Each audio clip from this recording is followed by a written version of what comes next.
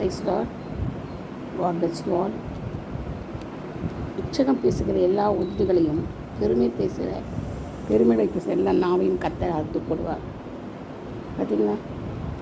பெருமை பேசுகிற எல்லா நாவையும் இச்சகம் பேசுகிறது இல்லைங்களா?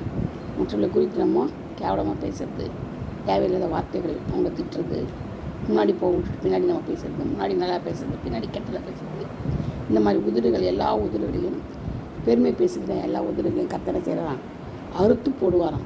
இப்போ பாருங்க, நம்ம பேசிக்கிட்டு தான் இருக்கிறோம். நானும் பேசிக்கிட்டு தான் இருந்தேன், இப்போ பேசுகிறதில்ல.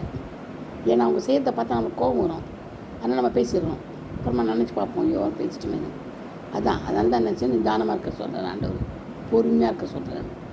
ரட்சியும் கர்த்தாவே பக்தி உள்ளவன் நட்டு போகிறான், உண்மை உள்ளவர்கள் மனுபுத்திரர்கள் குறைந்திருக்கிறார்கள், அவரவர் தங்கள் தோழரோடு போய் பேசுகிறார்கள், இச்சக உதடுகளால் இருமனதாய் பேசுகிறார்கள். பாருங்கள், இச்சக உதடு இருக்குது, பக்தி அற்று போச்சு, உண்மை உள்ளவன் இல்லை, ஒத்தனை இல்லை, குறைஞ்சி போச்சு.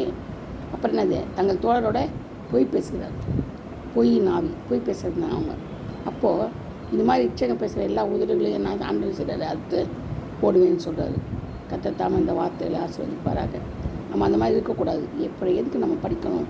இந்த மாதிரினா சங்கீதக்காரன்லாம் அனுபவம், தாவீது அனுபவிச்சதால் தான் அதை அவர் சொல்கிறாரு.